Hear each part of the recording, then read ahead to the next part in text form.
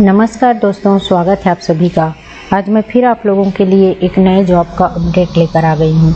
तो दोस्तों, कार्यालय प्रधान न्यायाधीश कुटुंब न्यायालय दुर्ग की तरफ से दिनांक 7 जुलाई 2023 को विज्ञापन जारी किया गया है, जिसके अंतर्गत आकस्मिकता निधि से वेतन पाने वाले कर्मचारियों, वाटरमैन, चौकीदार, फर्राश, माली, स्वीपर के पदों पर अर्हता प्राप्त भारतीय नागरिकों और भारत सरकार द्वारा मान्य अन्य श्रेणी के अभ्यर्थियों से निर्धारित प्रारूप में आवेदन आमंत्रित किए गए हैं।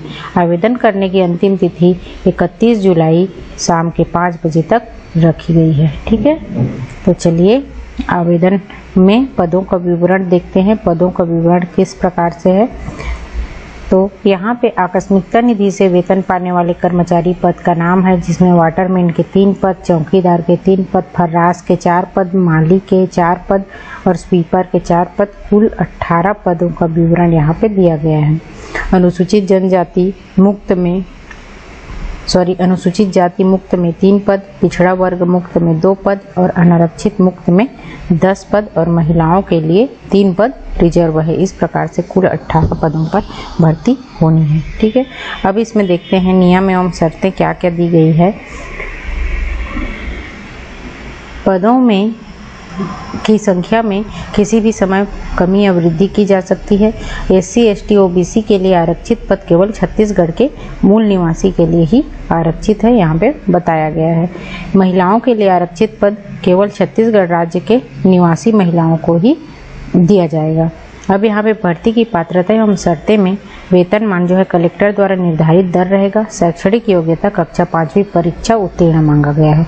12वीं से अधिक योग्यताधारी अभ्यर्थियों के आवेदन पत्रों पर विचार नहीं किया जाएगा।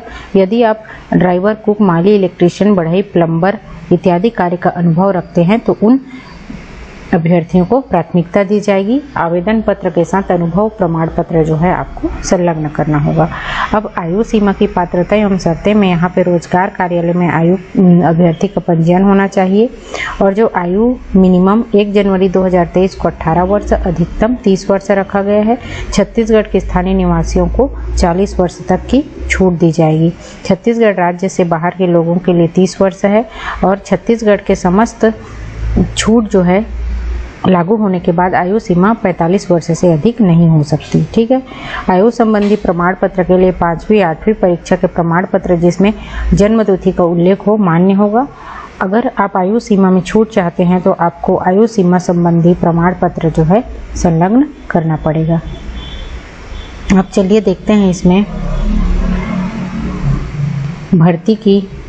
आवेदन की प्रस्तुत करने की प्रक्रिया क्या है। तो इसमें जो है आपको आवेदन पत्र के साथ जो विज्ञापन के साथ जो आवेदन पत्र संलग्न है उसको आपको प्रिंट आउट लेना है। प्रिंट आउट लेने के बाद जो है आपको 7 जुलाई से स्टार्ट हो चुका है। 31 जुलाई के बीच में प्रातः 11 से शाम के 5 बजे बंद लिफाफे में जिस पे आवेदित पद का नाम और आवेदक का वर्ग लिखा हो उस पर प्रधान न्यायाधीश कुटुंब न्यायालय दुर्ग के कार्यालय में रखे गए बॉक्स में ड्रॉप बॉक्स में डालकर प्रस्तुत करना है। 31 जुलाई के 5 बजे के बाद प्राप्त होने वाले आवेदन पत्रों पर विचार नहीं किया जाएगा।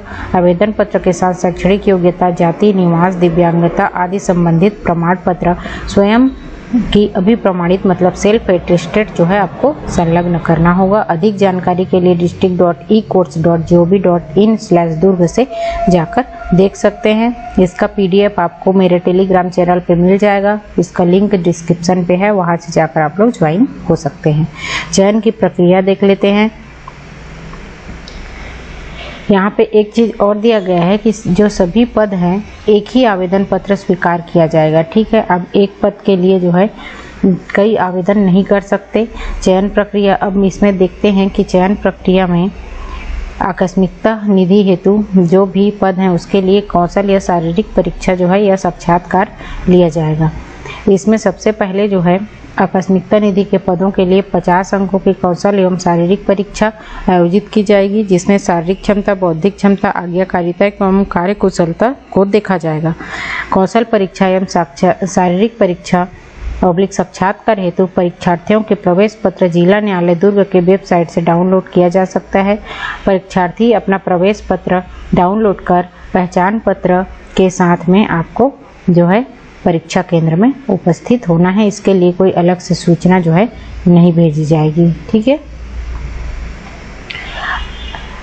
चयनित पदों का चयन कौशल परीक्षा में प्राप्त अंकों के आधार पर मेरिट सूची पर तैयार की जाएगी, जो कि एक पद के विरुद्ध 3 लोगों को प्रतीक्षा सूची के लिए भी बुलाया जाएगा।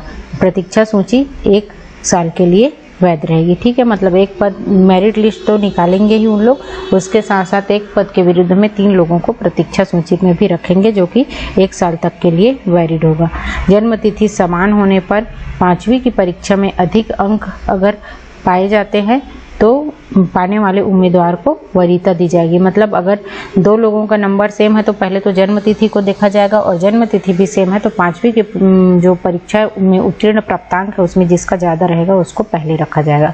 आकस्मिकता निधि की पदों की संख्या में अगर 20 गुना आवेदन प्राप्त होते हैं तो सभी लोगों को बुलाया जाएगा, लेकिन अगर उससे अधिक आवेदन जो है प्राप्त होते हैं तो क्या करेंगे, अनुभव आवेदन पत्र प्राप्त होने पर अनुभव के आधार पर प्रवीण यह सूची जो है जारी किया जाएगा, और 20 गुना अभ्यर्थियों को कौशल परीक्षा के लिए बुलाया जाएगा। मतलब जिसको अनुभव रहेगा उसको उन लोग जो है शॉर्ट लिस्ट करेंगे। ठीक है।